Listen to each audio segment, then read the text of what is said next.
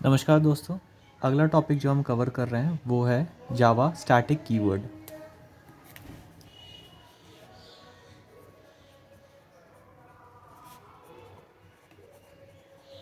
तो static keyword हमारा आज का टॉपिक है। तो the static keyword in Java is use for memory management mainly. तो स्टैटिक कीवर्ड को हम मेमोरी मैनेजमेंट के लिए यूज़ करते हैं।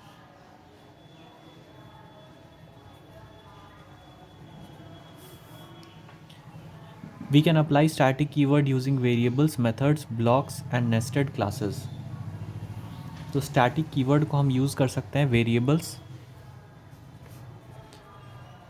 वेरिएबल्स, मेथड्स, ब्लॉक्स और नेस्टेड क्लासेस में।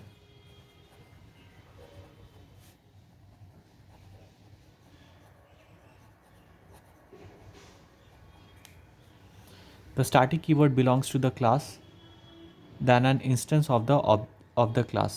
तो static keyword belongs to the class, ये ऑब्जेक्ट को बिलोंग नहीं करता, ये क्लास को बिलोंग करता है।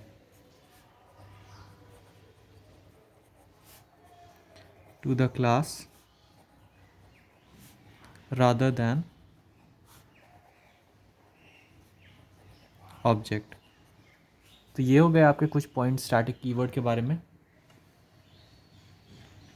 तो a static keyword can be a variable, method, block और नेस्टेड क्लास। ये मैंने इस पॉइंट में कवर कर लिया है। तो जावा स्टैटिक वेरिएबल के बारे में हम जानते हैं। तो पहला हो गया आपका जावा स्टैटिक वेरिएबल।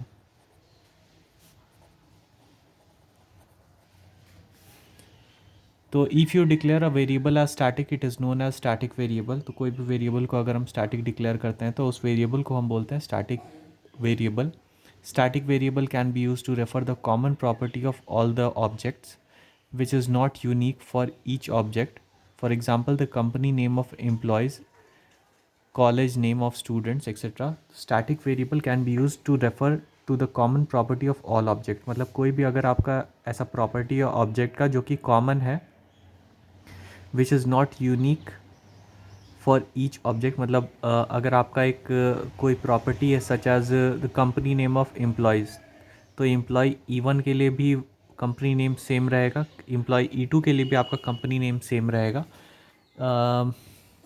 तो सपोज़ आपका एक ऑब्जेक्ट है एम्प्लॉय 1, एम्प्लॉय 2, एम्प्लॉय 3, ये हमारा ऑब्जेक्ट्स है। इसमें एक कॉमन प्रॉपर्टी अगर आपकी रहेगी सच एज, इसमें प्रॉपर्टीज़ हो गई आईडी, नेम ऑफ एम्प्लॉय और कंपनी नेम, कंपनी। इसकी भी प्रॉपर्टीज़ हो गई आईडी, नेम और कंपनी। और E3 की भी प्रॉपर्टीज़ हो गई आईडी, नेम और company name, company.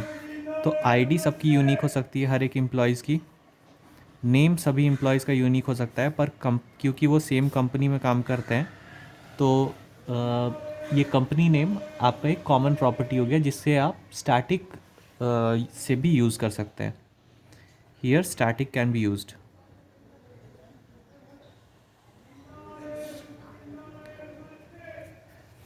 Advantages of, तो इससे क्या हुआ, आपने अगर एक बार आपने डिफ़ाइन कर दिया कि स्टैटिक कंपनी का नाम सपोज़ XYZ है कंपनी का नाम, तो आपको 3 बार मेमोरी एलोकेशन, 3 बार ऑब्जेक्ट इनिशियलाइजेशन का ज़रूरत नहीं होगा। 3 बार आपको डिफ़ाइन नहीं करना पड़ेगा कि कंपनी नेम क्या है, जिससे आपका मेमोरी मैनेजमेंट हो जाता है।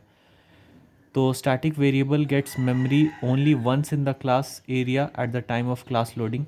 तो ये हर टाइम जब भी ऑब्जेक्ट बनाता है तो हमारा क्लास से मेमोरी यूज़ नहीं करता। ये एक बार हमने डिफ़ाइन कर दिया कि company static company is equal to XYZ, तो ये हमारा डिफ़ाइन हो गया। हमें बार बार जब भी ऑब्जेक्ट बनाना है तो कंपनी वेरिएबल को यूज़ नहीं करना है। Advantage of static variable, it makes your program memory efficient, it saves memory. तो मैंने आपको बता दिया कि एक ही बार आपने डिफ़ाइन कर दिया, आपको 3 बार या फिर मल्टीपल टाइम्स कंपनी को डिफ़ाइन करने का, स्टैटिक वेरिएबल्स को डिफ़ाइन करने का ज़रूरत नहीं है। तो इससे आपकी मेमोरी मैनेजमेंट हो गई understanding the problem without static variable. तो सपोज़ हमारा एक क्लास है जिसके सपोज़ हमारा एक क्लास स्टूडेंट है जिसके ऑब्जेक्ट्स हैं रोल नंबर, नेम और कॉलेज। तो सपोज़ देयर आर सपोज़ उस कॉलेज में 500 स्टूडेंट हैं। Now all instance data members will get memory each time when the object is created. Suppose आपका एक क्लास है स्टूडेंट जिसमें आपके वेरिएबल्स हो गए आईडी, नेम और कॉलेज। तो for each student S1, S2, S3, ऐसे सपोज़ आपका 500 स्टूडेंट्स हैं, तो आपको बार बार कॉलेज का मेमोरी एलोकेशन करने का ज़रूरत पड़ेगा। आईडी, नेम और कॉलेज को आपको डिफ़ाइन करना पड़ेगा। तो suppose there are 500 students in my college, now all instance data members will get memory each time when the object is created. तो जब भी ऑब्जेक्ट क्रिएट होगा S1, S2, S5 up till S500, तो memory allocation होगा ID, name और college का। All students have its unique roll number and name. तो ID और नेम या रोल नंबर और नेम आपका यूनिक हो गया। So instance data members is good in such case. Here college refers to the common property of all the objects, क्योंकि college name सभी objects में सेम होगा क्योंकि वो बिलोंग करते हैं सेम कॉलेज में। If we make it static the field will get the memory only once. अगर हम इसे स्टैटिक डिफाइन कर देते हैं, static college is equal to XYZ, तो इसमें मेमोरी एलोकेशन सिर्फ एक बार होगा। एग्जाम्पल देख लेते हैं स्टैटिक वेरिएबल का। तो हम एक क्लास बना लेते हैं स्टूडेंट।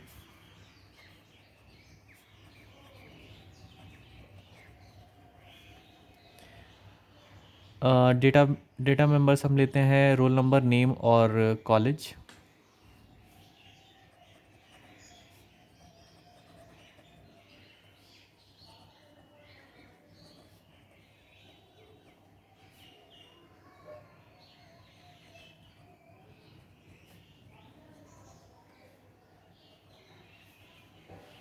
अब हमने क्या करना है इसमें कि इस कॉलेज को हम स्टैटिक डिफ़ाइन कर देते हैं क्योंकि सभी स्टूडेंट्स का एक ही कॉलेज है। कॉलेज नेम सपोज़ हम यूज़ कर लेते हैं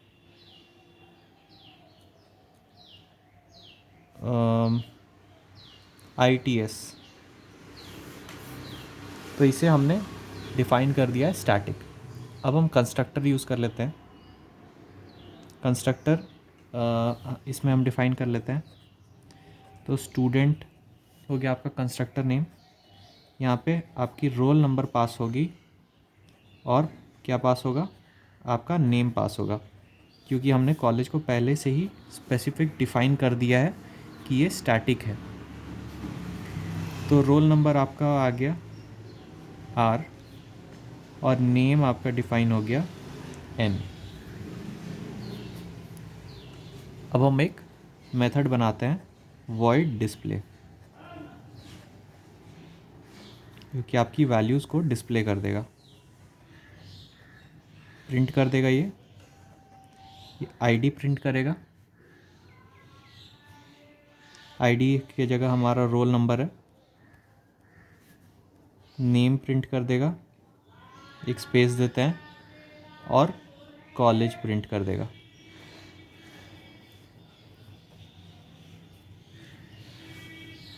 अब हम क्या करते हैं कि एक टेस्ट स्टैटिक वेरिएबल बनाते हैं। मेथड को क्लोज़ करते हैं, क्लास को भी क्लोज़ करते हैं। ये हो गया हमारा क्लास। अब एक टेस्ट स्टैटिक वेरिएबल नाम का क्लास बनाते हैं।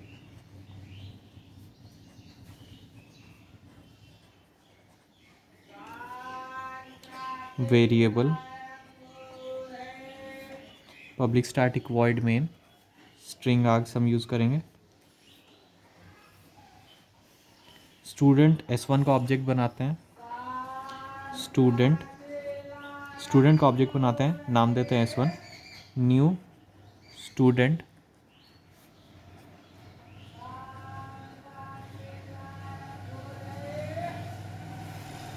एक और ऑब्जेक्ट बनाते हैं स्टूडेंट S2। न्यू स्टूडेंट, इसमें हम पास कर देते हैं 222 और आर्यन। अब हमें क्या करना है डिस्प्ले कर देना है। S1 को डिस्प्ले कर देते हैं और S2 को भी डिस्प्ले कर देते हैं। मेन मेथड को क्लोज करते हैं और क्लास को क्लोज करते हैं। अब ये हमारा क्या आ जाएगा, हमारा रोल नंबर ये हो गया और ये हो गया हमारा नेम। और कॉलेज हमने पहले से ही डिफ़ाइन करके रखा है कि ये स्टैटिक है, मतलब इसकी वैल्यू चेंज नहीं हो रही है। तो ये हमारा आउटपुट जो इसका आएगा वो आ जाएगा, रोल नंबर की वैल्यू सबसे पहले S1 ऑब्जेक्ट के लिए स्टोर हुई है 111 करण, और हमारा कॉलेज नेम ITS। दूसरे में S2 ऑब्जेक्ट के लिए हम डिस्प्ले कर रहे हैं, तो ये आपका 222 आ गया, आर्यन आ गया और ITS आ गया, क्योंकि ये हमारा स्टैटिक वेरिएबल।